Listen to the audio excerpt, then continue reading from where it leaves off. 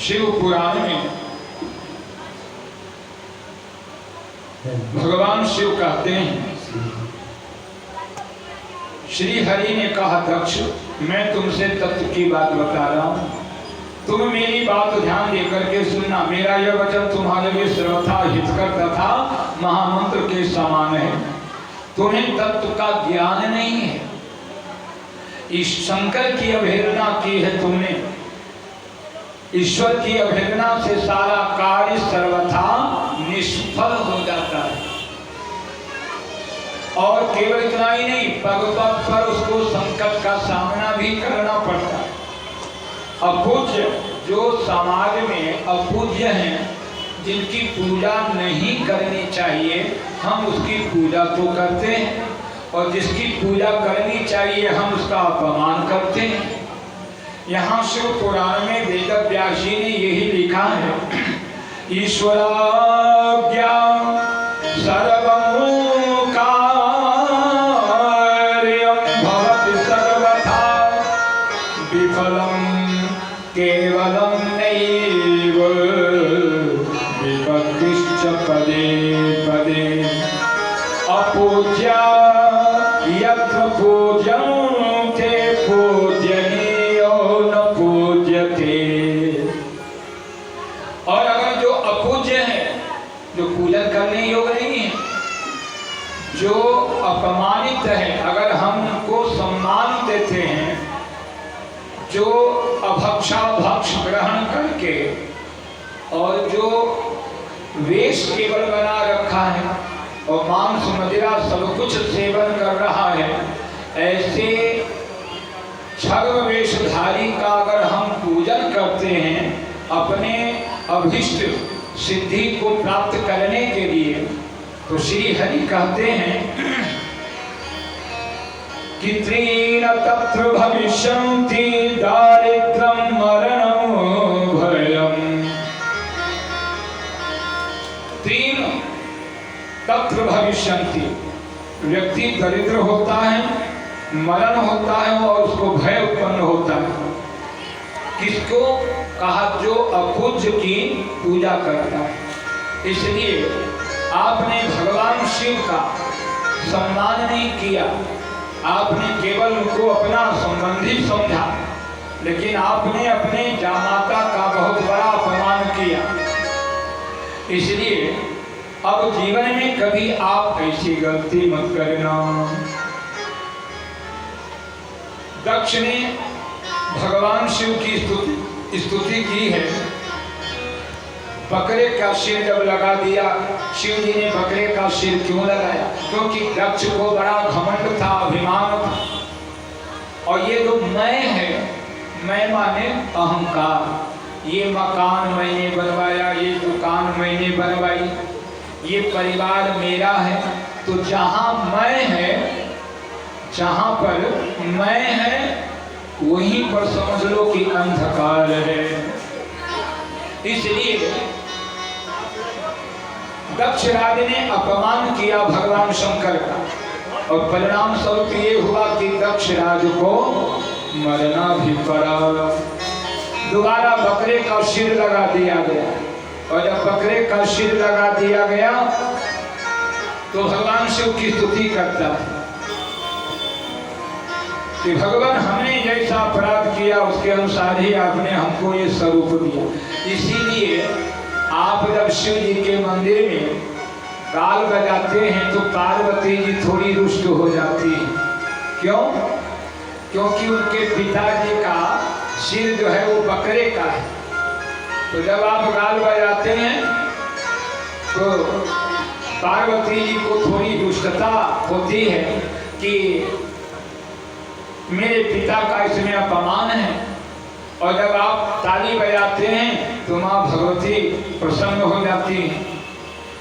तो दक्ष राज का मान खंडित किया, मान मर्दन किया भगवान शिव ने। ईश्वर किसी को दंड देता नहीं है, वो केवल दंड का विधान रच देता है। इसलिए हानि लाभ जीवन मरण जस अपजस विधि हाथ। तो ये 6 कर्म ब्रह्मा के विधाता के हाथ हैं।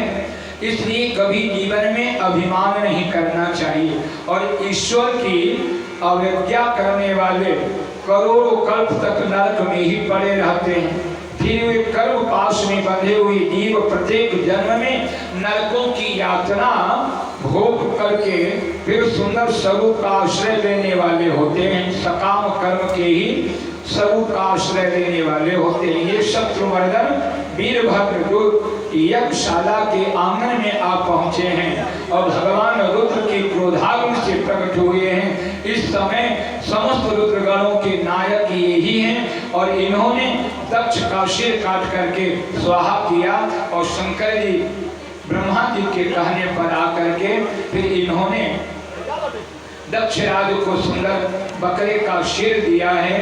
बाद में फिर भगवान श्री हरि की नारायण की पूजा करके पुनः अपने स्वरूप को प्रदान किया, प्राप्त किया और पुनः अपने स्वरूप में आ गए। आगे चलकर के वर्णन करते हैं कि भगवान श्री विष्णु भी वीरभद्र से पराजित हो गए। क्यों? इसलिए पराजित हो गए क्योंकि महात्मा दधीच ने इनको श्राप दिया था। इसलिए आज वीरभद्र के सामने भगवान विष्णु भी हार गए और वहां से चले गए। बाद में वीरभद्र ने सकल सुरन विधिवत फल देना, तो ये कथा कल आप सबों ने श्रवण किया। और सती जी जब मर गई तो शिव पुराण में भी विस्तार से इसका वर्णन है और रामचरितमानस में भी इसका वर्णन किया गया है। आइए बड़े ध्यान से हम लोग इस कथा को श्रवण करें कि हिमांचल राज ने भगवती पार्वती जी को अपनी पुत्री बनाने के लिए तपस्या की। बोलिए आदिशक्ति दुर्गा मैया की। तो माँ भवानी को अपनी पुत्री के रूप में प्राप्त करने के लिए ही उन्होंने तपस्या किया, हिमांचल राज ने और मैनावती मैना मैया। अब ये दोनों तपस्या करते हैं। या कुंडलनी क्रिया मधुमती काले कला मालनी मातंगी विजया दया भगवती देवी शिवा शांभवी।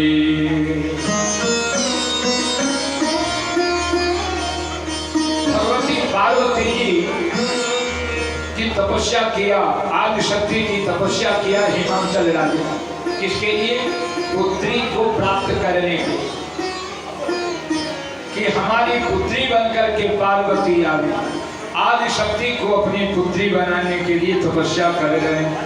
आजकल बिटिया पैदा हो जाती है तो लोग अपना माथा ठोकते हैं और तभी से चिंता उनको होने लगती है और जीवन बीमा कराने लगते हैं बिटिया के नाम से कि विवाह में हमको सोचना न पड़े।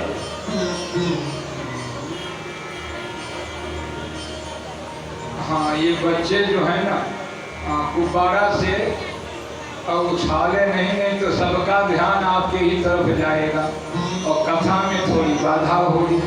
आइए दो बार हरि नाम संकीर्तन कर लें। ओम नमः शिवाय, ओम नमः शिवाय, ओम नमः शिवाय, ओम नमः शिवाय, ओम नमः शिवाय, ओम नमः शिवाय, ओम नमः शिवाय, ओम नमः शिवाय, ओम नमः शिवाय, ओम नमः शिवाय, ओम नमः शिवाय, ओम नमः शिवाय, ओम नमः शिवाय, ओम नमः शिवाय, ओम नमः शिवाय, ओम नमः शिवाय,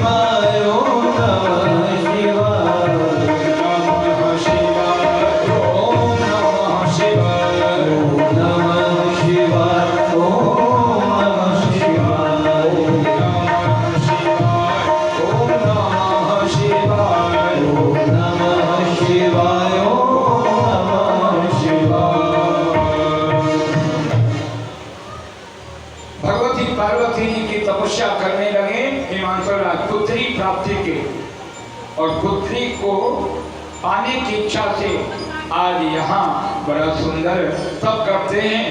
सैकड़ों वर्ष तक दोनों दंपतियों ने तपस्या की है और हिमांचल राज ने अपनी फरियाद सुनाया। अरे काहे की मैया कई लो इतनी अबेरिया तनी नजरिया फेरा, काहे की मैया कई लो। अच्छा, भोजपुरी तो आप लोग समझ ही लेते होंगे। अरे काहे की मैया कई लो इतनी अबेरिया तनी नजरिया फेरा, दुखिया काके तोहरी गोरिया तनी नजरिया फेरा, दुखिया काके तोहरी गोरिया तनी नजरिया फेरा, दुखिया काके तोहरी गोरिया तनी नजरिया फेरा, दुखिया काके तोहरी